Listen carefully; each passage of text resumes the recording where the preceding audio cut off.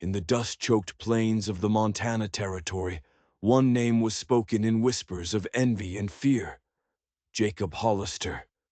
He was the master of the sprawling Diamond H Ranch, a man carved from the unforgiving land itself, rich beyond measure and colder than a winter creek. Every hopeful debutante and ambitious daughter from 3 territories had tried to stake a claim on his name, parading their fine dresses and finer manners before him. Each was dismissed with a chilling finality that left rumors in their wake.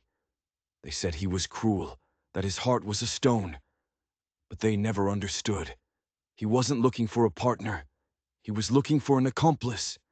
And he found her, not in a ballroom, but in the desperate eyes of a girl with nothing left to lose, who silenced a room with a single, audacious question. The year was 1884, and Jacob Hollister owned the horizon. From the porch of his ranch house, a 2-story cathedral of hewn pine and river stone, he could watch the sun rise and set on land that was entirely his.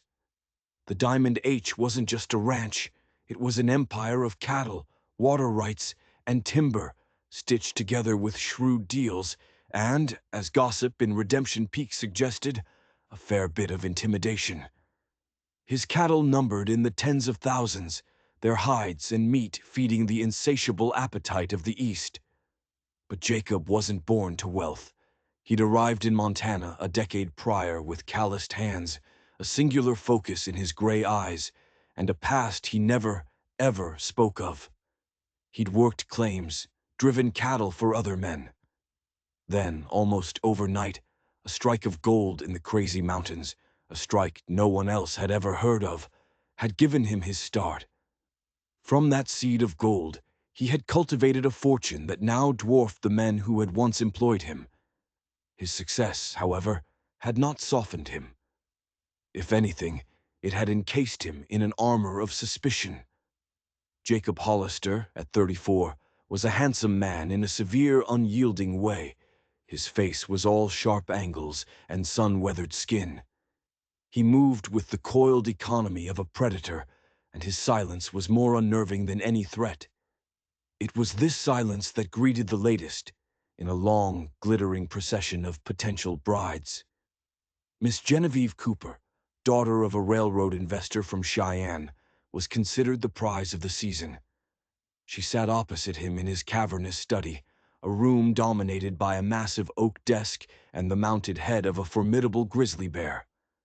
The air smelled of old paper, bourbon, and Jacob's own scent of tobacco and leather. "Mr. Hollister," Genevieve began, her voice a practiced melody, "my father speaks very highly of your business acumen. He believes a union between our families would be most advantageous." She smiled, a perfect placid expression that did not reach her eyes. Her gaze kept flicking to the polished silver on the mantelpiece, the thick Persian rug, the sheer scale of the room. Jacob took a slow sip of his bourbon. He hadn't offered her a thing. He studied her like a horse he was considering buying, checking the teeth, looking for flaws. She was beautiful, well-bred, and utterly transparent. She saw the house, the land, the name. She did not see the man. "Your father's interests are in steel and rail," Jacob said, his voice a low baritone. "Mine are in beef and land. Our advantages do not align." Genevieve's smile faltered. "An alliance can create new advantages. It can secure—" "I am already secure, Miss Cooper," he cut in. He placed the glass down with a definitive click. "Thank you for making the journey. Gus will see you to your carriage." He didn't stand.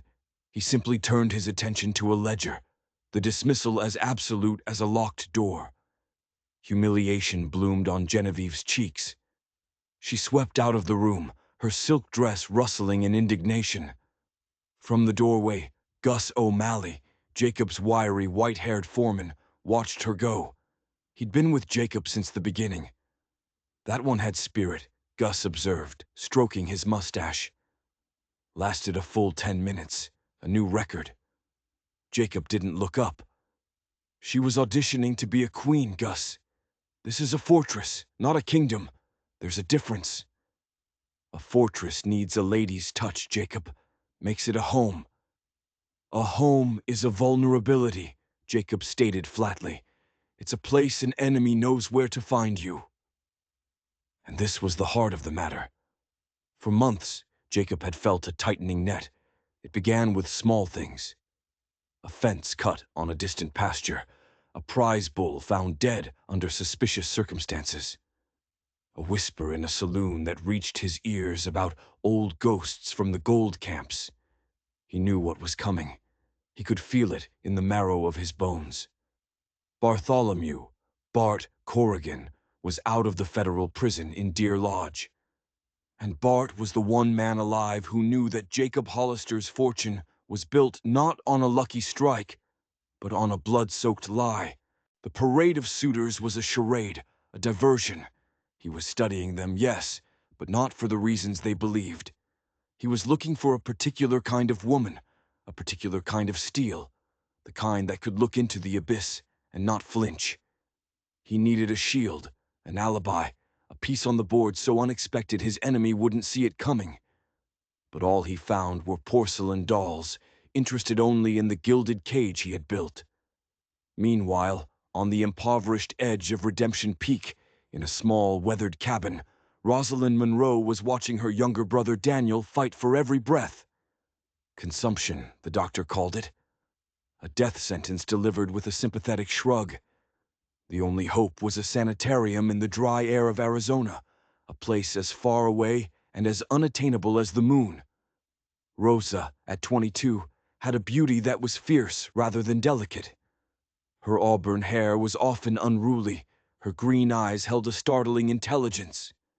She had watched the wealthy daughters of the town prepare for their visits to the Diamond H, listening to their gossip in the general store. They called Jacob Hollister a monster, a man with no heart. But Rosa saw something else. She had seen him once at a livestock auction, his gaze sweeping over the crowd.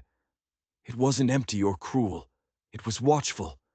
It was the look of a man guarding a secret, a man standing on a precipice, a man who was profoundly, dangerously alone.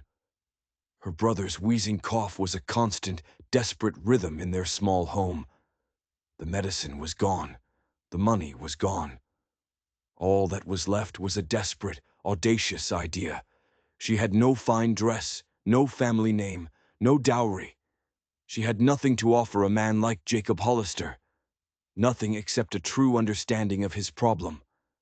She folded the last mended shirt, her knuckles white. She was about to make the biggest gamble of her life, with her brother's life as the stake. She would walk up to the fortress and offer its king the one thing he didn't know he needed. Not a queen, but a weapon. The walk to the Diamond H was 5 miles of dust and determination. Rosa wore her only good dress, a simple garment of dark blue cotton, darned at the elbows, but immaculately clean. She pulled her wild auburn hair into a severe, tight bun. She carried no purse, no parasol, no calling card. Her only possession was the raw, unyielding nerve that propelled her forward. The closer she got, the more the scale of his operation became apparent. Vast rolling pastures dotted with thousands of cattle. This was not just wealth, it was order, control. A world bent to one man's will. When she reached the main gate, a ranch hand moved to block her path. "State your business," he said, his hand resting near the butt of his pistol. "I'm here to see Mr. Hollister," Rosa said, her voice steady despite the hammering in her chest. The hand looked her up and down, taking in her plain dress, and let out a short, derisive laugh. "Mr. Hollister ain't seeing anyone, especially not, well, not you.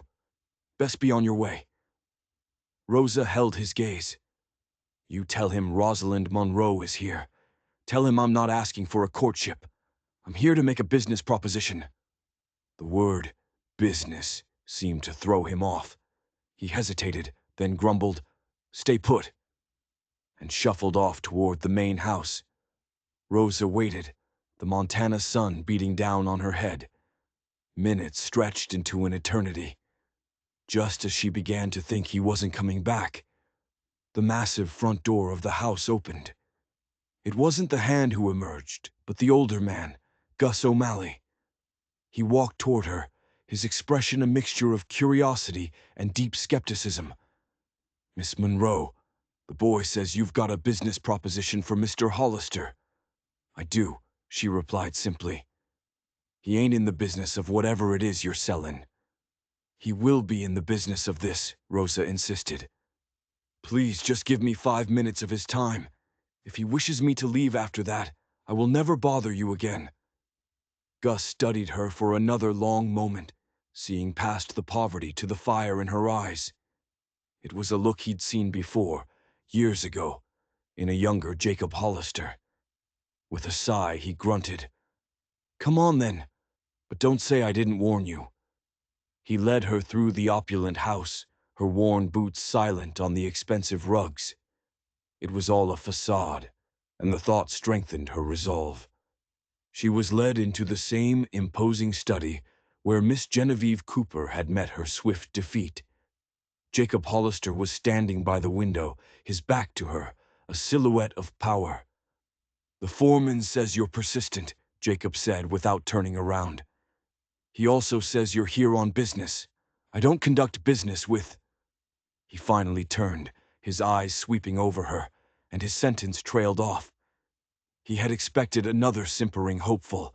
He saw instead a young woman whose chin was lifted in defiance, whose eyes met his without a trace of submission. There was desperation there, yes, but it was honed to a fine, sharp point. "You don't conduct business with the poor," Rosa finished for him, her voice clear and calm. "That's a pity. Sometimes we're the only ones with something valuable enough to sell." A flicker of something, interest, perhaps annoyance, crossed his face. "And what is it you're selling, Miss Monroe?" She took a breath. This was the moment. The town buzzed with talk of his search for a wife. They saw it as a king seeking a queen. They offered him their beauty, their family connections, their feigned adoration. They were all answering the wrong question. Rosa had spent weeks piecing it together, from scraps of gossip and her own sharp intuition, the unexplained accidents at the ranch, his increasing isolation, the armed guards at his gate. He wasn't building a dynasty. He was preparing for a war. "Mr. Hollister," she said, her voice ringing with conviction, "every woman who has walked into this room has tried to convince you they would make a good wife. They've offered you their charms and their family names, hoping to share your fortune. They have all misunderstood your situation entirely." He raised a single dark eyebrow. His silence was an invitation to continue, or to hang herself. Rosa met his cold gray gaze and delivered the line she had rehearsed 1,000 times. "I only have one question for you, sir," she said, her voice dropping, becoming more intense. "Looking at the troubles on your fences and the worry in your foreman's eyes, it seems to me you don't need another pretty thing to decorate your arm. So I have to ask, do you need a wife or do you need a witness?" The silence that followed was absolute. The air crackled with the audacity of her words. Gus, who had lingered by the door, froze mid-motion. The ticking of the grandfather clock in the hall sounded like hammer blows. Jacob Hollister did not move. His expression remained a mask of stone, but his eyes, those piercing gray eyes, sharpened with an intensity that felt like a physical touch. The parade of women before her had been playing checkers. This poor, unknown girl had just kicked over the entire chessboard. She hadn't just seen the man. She had seen his predicament. She had seen the bars of his gilded cage. For the first time in a very long time, the unreachable king of Redemption Peak was utterly, completely stunned. He looked at this defiant, desperate girl who spoke of witnesses and troubles, and he knew with a terrifying certainty that his life had just irrevocably changed. Jacob Hollister stared at Rosalind Monroe. the echo of her question. You need a wife or a witness, hanging between them like gun smoke. It was the most direct and perceptive thing anyone had said to him in a decade. He felt a sudden, unwelcome jolt of exposure, as if she had peeled back the layers of his carefully constructed persona and peered directly at the fear coiled within.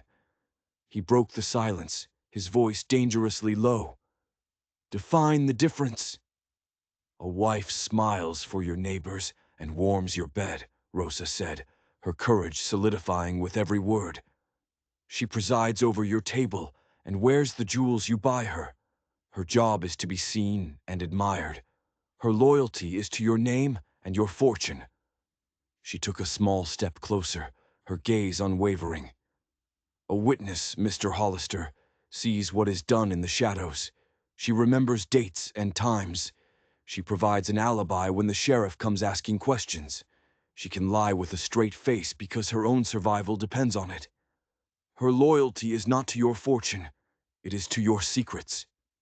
He gestured curtly to one of the high-backed leather chairs opposite his desk. Sit. It was a command, not an invitation. Gus, close the doors and stay outside. No one enters. Gus gave Rosa a look of profound bewilderment before pulling the heavy oak door shut, leaving the two of them alone. The click of the latch was deafening. Rosa sat, her back straight, her hands folded calmly in her lap. Inside, her heart was a frantic drum, but she refused to let it show. Jacob walked behind his desk, the fortress of his authority, and sat down.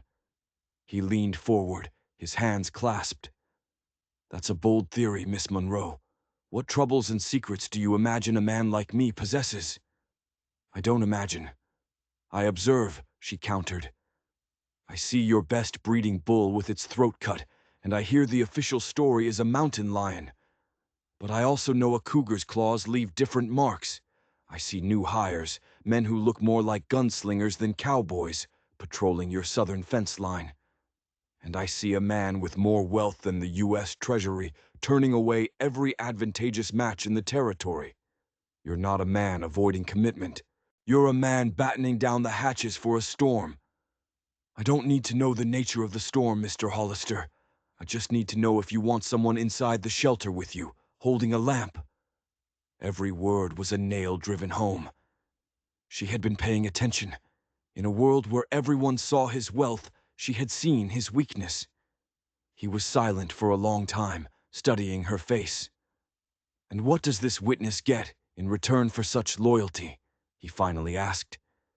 Here was her moment of truth. My brother, Daniel, is sick. Consumption. He needs to go to a sanitarium in Arizona. It costs a great deal of money. Money I don't have. She laid her own vulnerability bare, a calculated risk. I'm not interested in your name, your land, or your affection. I want a contract, a business arrangement. You provide the funds to send my brother away for treatment and ensure his care. In return, I will be whatever you need me to be. Your loving fiancé in town. Your alibi for a night you were never here. Your witness to a business deal that never happened. I will be your wife in name and in public for as long as you require the protection that title affords. When your trouble passes, you will provide me with a small, separate homestead on the edge of your property, and we will part ways. It was a cold, transactional, and brilliant proposal. She wasn't asking for love. She was asking for a job, the most dangerous job in Montana. You speak of lying to the law, Jacob said, testing her. You have no qualms about that. Rosa's expression hardened. The law is a luxury for those who can afford it, Mr. Hollister. For people like me, survival is the only law that matters. I will do what is necessary to save my brother. He leaned back in his chair, a slow, unreadable expression dawning on his face. It wasn't a smile, but the hard lines around his mouth seemed to soften almost imperceptibly. He had been looking for a piece to fit a very specific hole in his defenses. He'd expected to have to forge it, to bend someone to his will. Instead, this woman had walked in and presented herself, fully formed and sharper than a whetted knife. There would be conditions, he said, his mind racing.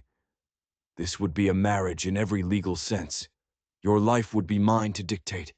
Your movements, your acquaintances, your words, all subject to my approval. The danger you sense is real. It would become your danger as well. You would be a target. You understand that?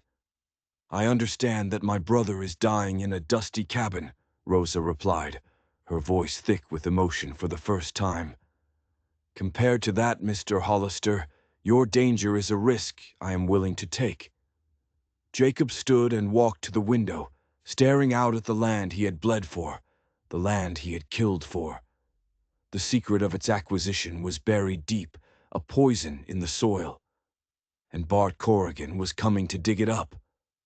A loving, devoted wife who was with him day and night was the perfect alibi. A wife who was also a partner in deception was a miracle. He turned back to face her. I will have my lawyer draw up the papers. They will be ironclad. The money for your brother's care will be placed in a trust. The deed for the homestead will be held in escrow.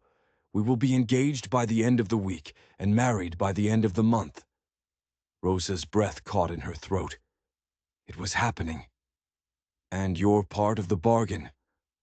My part, Jacob said, his voice dropping back to its cold, commanding tone, is to handle the storm. Your part is to stand beside me and convince the world that we are a love match for the ages. Even as the lightning strikes around us, you will smile, you will laugh, you will hold my arm in town, and you will lie to any man who questions where I was or what I was doing. You will be so convincing that even you begin to believe it. He walked back to the desk and extended a hand. It was not a gesture of warmth, but of sealing a contract, a devil's bargain. Rosa stood and placed her small, chapped hand in his large, calloused one. His grip was like iron.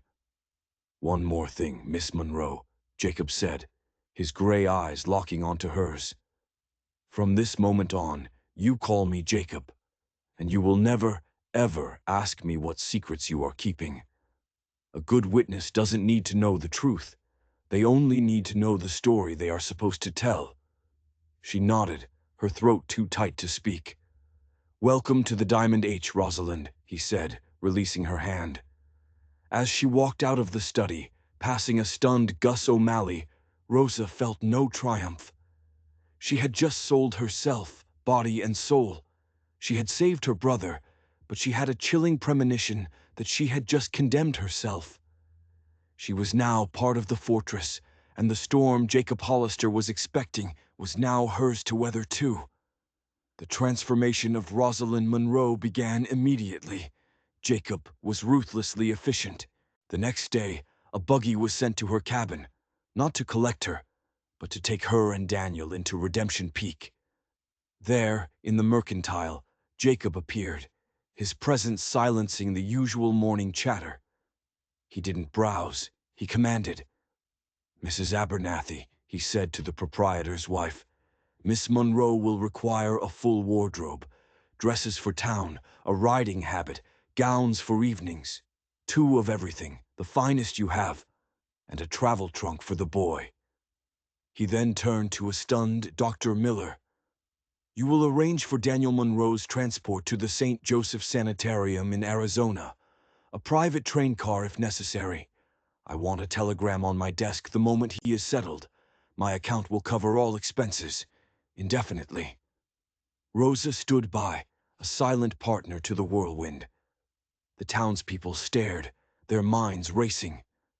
When Jacob Hollister, the reclusive tyrant, publicly outfitted the town's poorest girl, there was only one possible conclusion. By noon, the engagement of Jacob Hollister and Rosalind Monroe was the only topic of conversation in Redemption Peak. Life at the Diamond H was a jarring transition. Rosa moved from a 2-room cabin into a suite of rooms larger than her entire former home. The chambers were luxurious, but they felt cold and impersonal. She and Jacob lived as courteous strangers.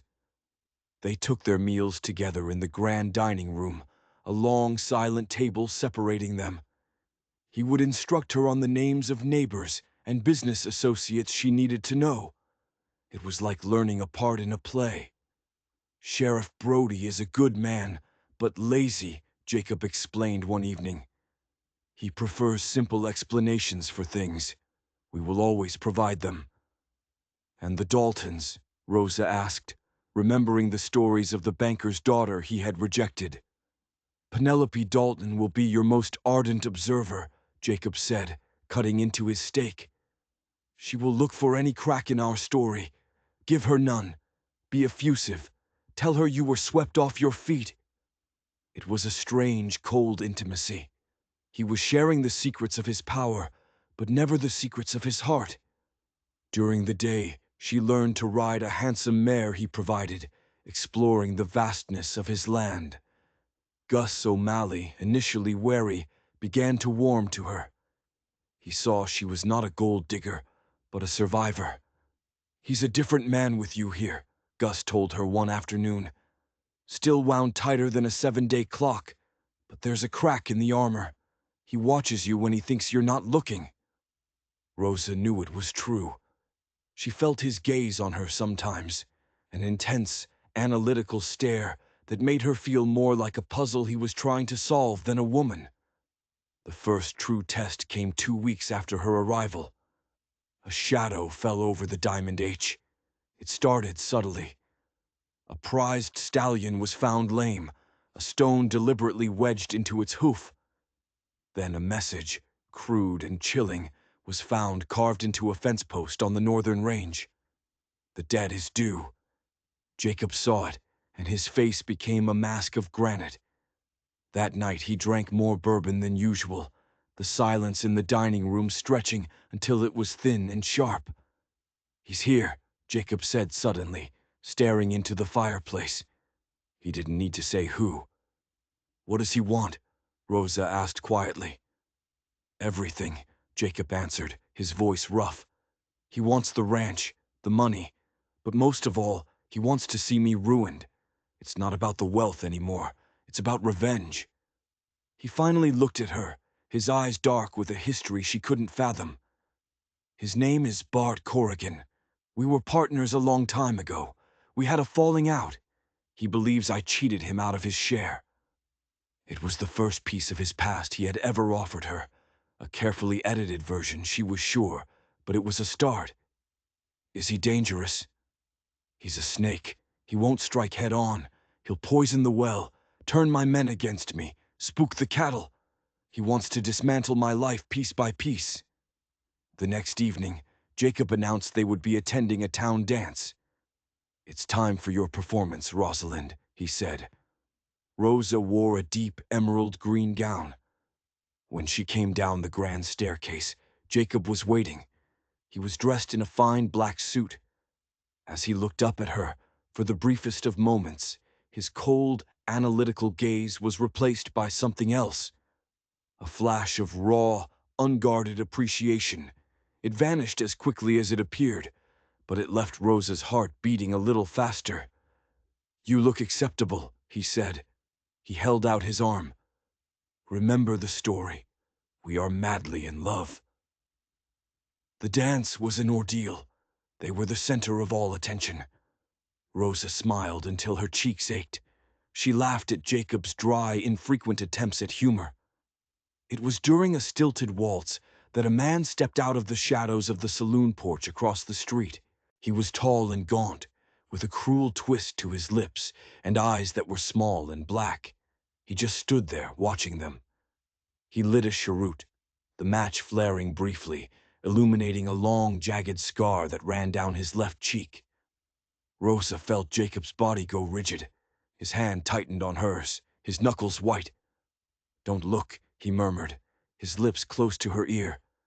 "But he's here, the man by the saloon. That's Corrigan." Rosa's blood ran cold. The snake had emerged from the grass. This was not a story anymore. This was real. "What do we do?" she whispered, her smile feeling brittle. "We finish this dance," Jacob said, his voice like ice. "And you will look at me as if I am the only man in the world. You will laugh, and you will place your head on my shoulder. We are going to show him that this fortress has no cracks." Following his lead, Rosa tilted her head back and let out a light, airy laugh. She then rested her head against his shoulder. She could feel the violent tension in his body, the hard, rapid beat of his heart against her ear. She was no longer just an actress. She was a shield, standing between the man she had married and the ghost who had come to collect a debt written in blood. The performance had become deadly real. The presence of Bart Corrigan changed everything. The undeclared war had been brought to their doorstep. After the dance, the ride back to the Diamond H was thick with tension. Jacob said nothing, his jaw clenched so tightly, a muscle jumped along his cheek. When they arrived, Jacob went straight to the gun cabinet.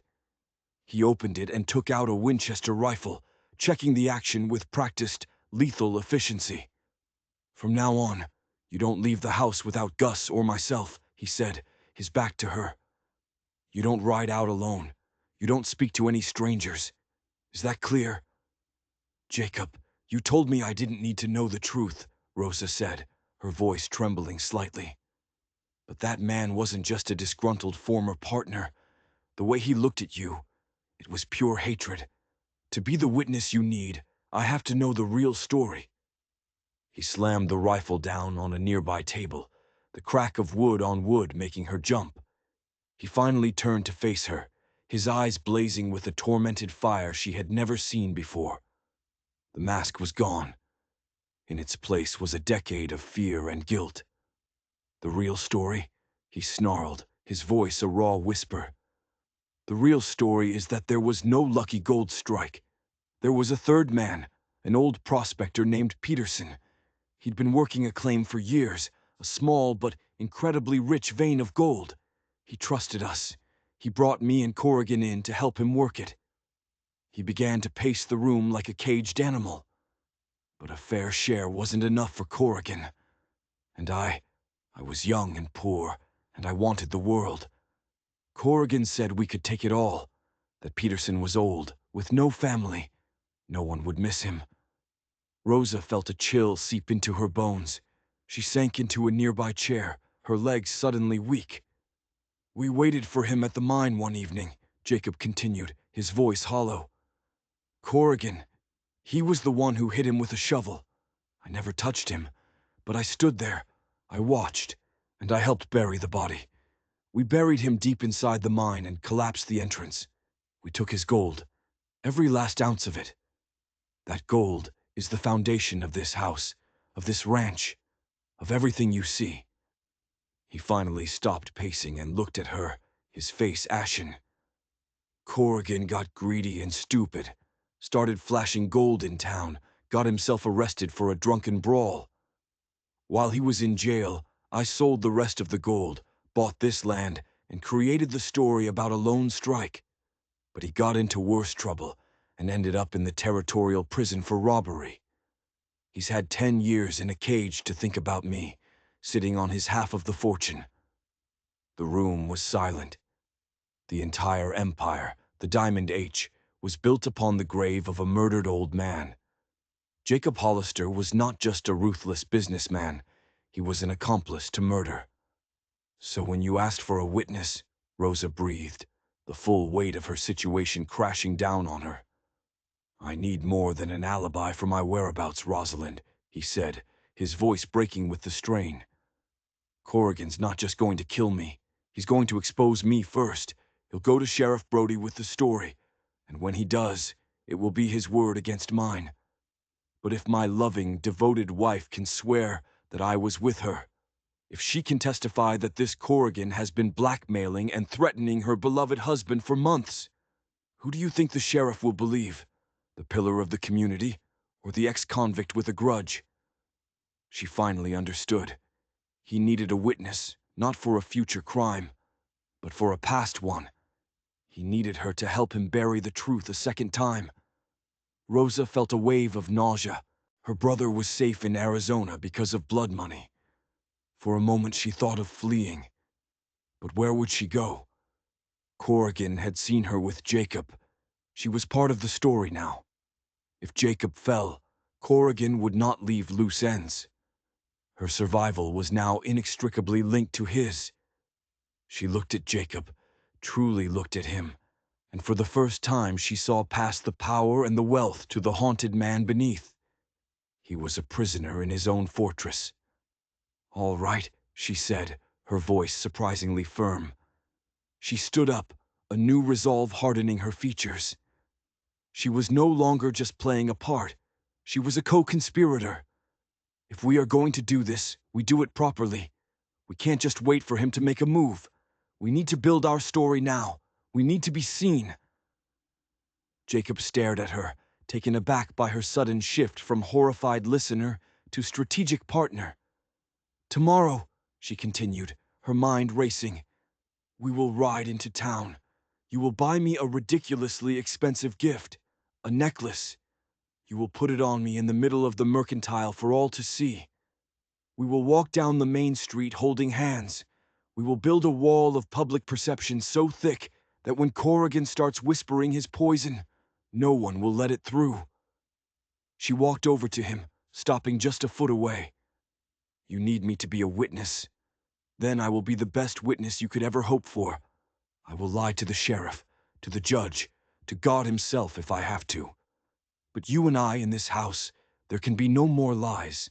I need to know everything you're planning. From now on, we are partners in this, not just master and servant." Jacob looked down at this woman, who hours ago had been a simple business arrangement. In the face of his monstrous truth, she had not shattered. She had turned to steel.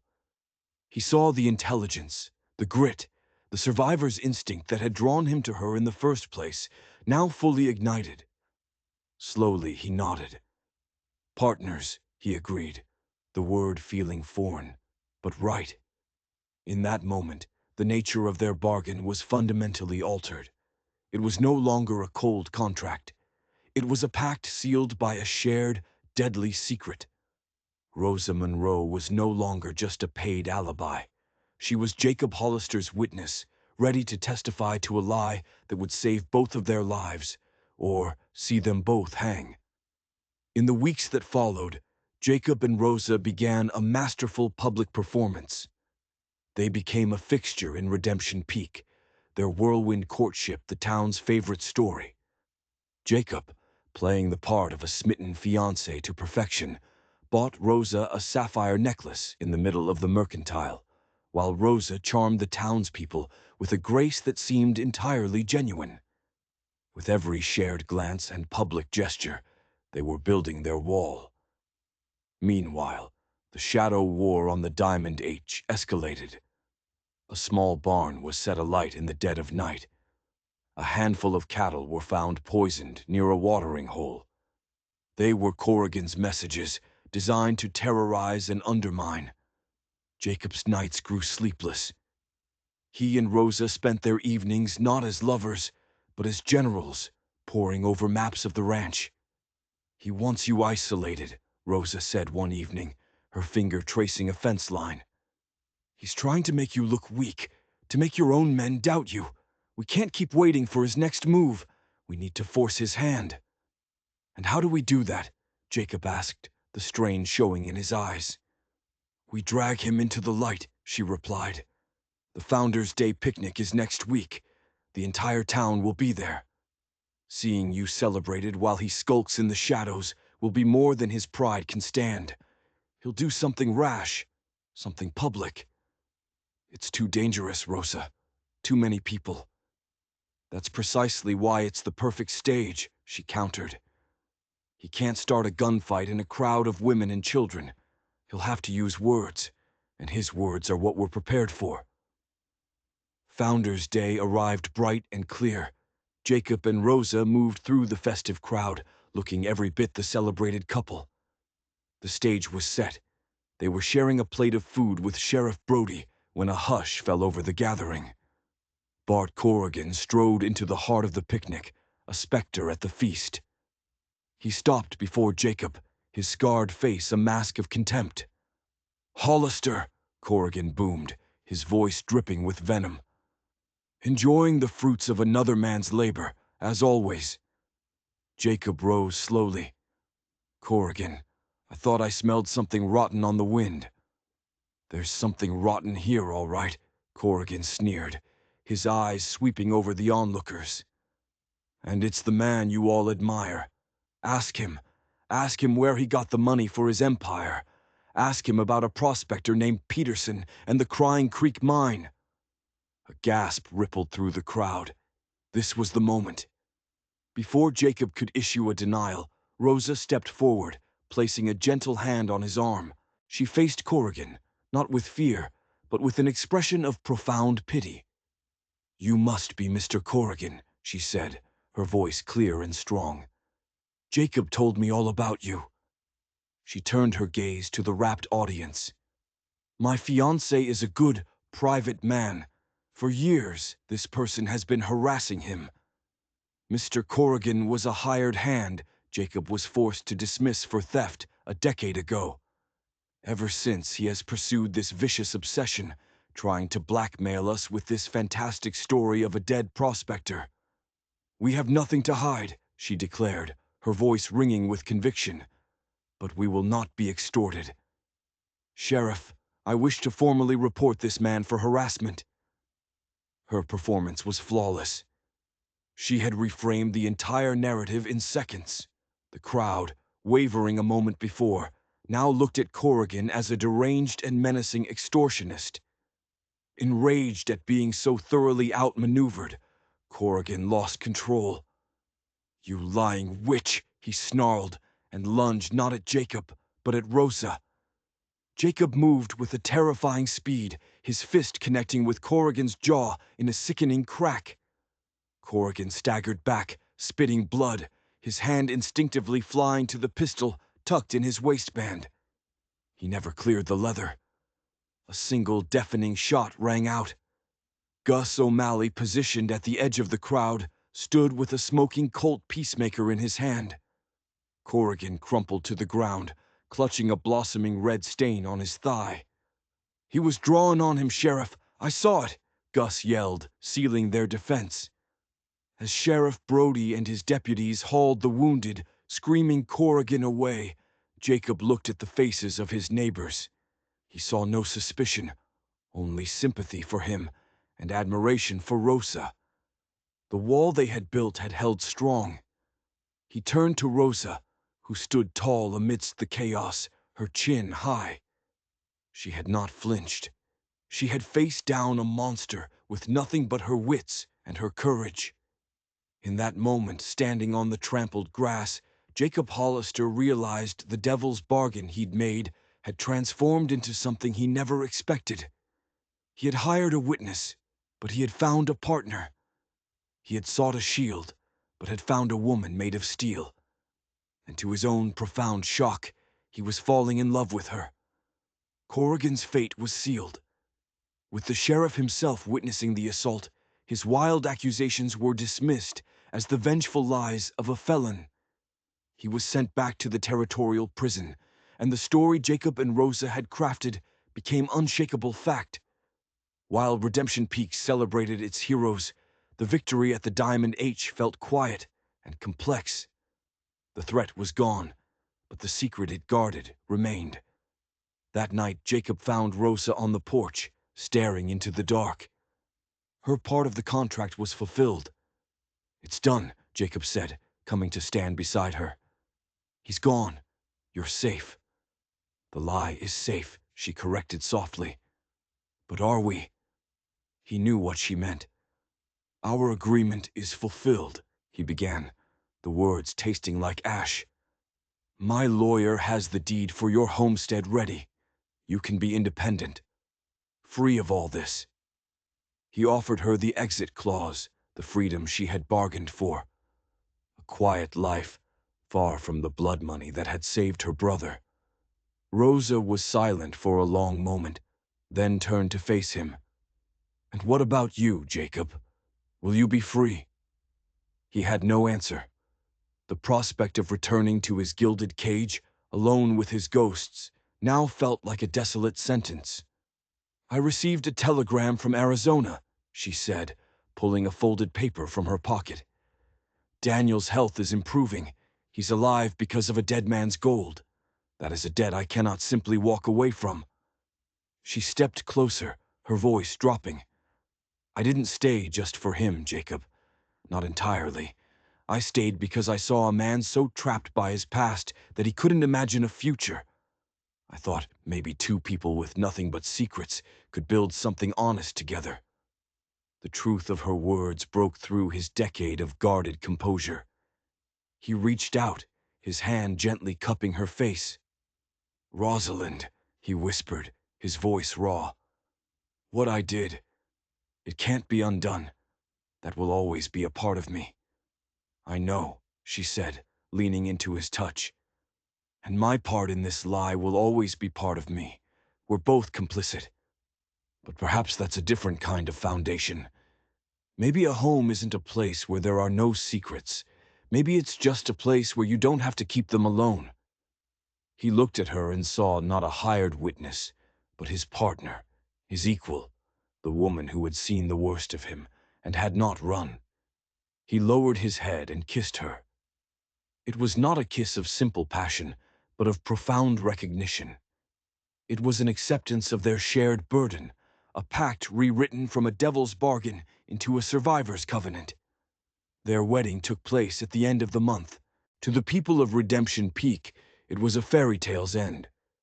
But as Jacob and Rosalind Hollister said their vows, they knew it was a beginning. Their life together would not be built on the pretty lies they told the world, but on the single, terrifying truth they alone shared. Theirs would not be a perfect future, but it would be a real one. And for the first time, neither of them would have to face it alone. Their story began not with a promise, but with a question born of pure desperation. It was a contract signed in the shadow of a dark secret, a partnership forged in the fires of revenge. Jacob Hollister sought a witness to his lies, but in Rosalind Monroe, he found a witness to his soul. They proved that sometimes the most unbreakable bonds aren't built on pretty truths, but on the shared weight of a dangerous past. Together they turned a fortress of solitude into a home, discovering the true wealth wasn't in the land or the gold, but in finding the one person you could trust when the whole world came to collect its debts. If this tale of grit, secrets, and unlikely love in the unforgiving West captured your imagination, show your support by hitting that like button. Share this story with others who appreciate a drama that's more than just a simple romance. And be sure to subscribe to our channel for more tales where legends are born and fortunes are paid for in more than just gold. Let us know in the comments. What do you think the future holds for Jacob and Rosa Hollister?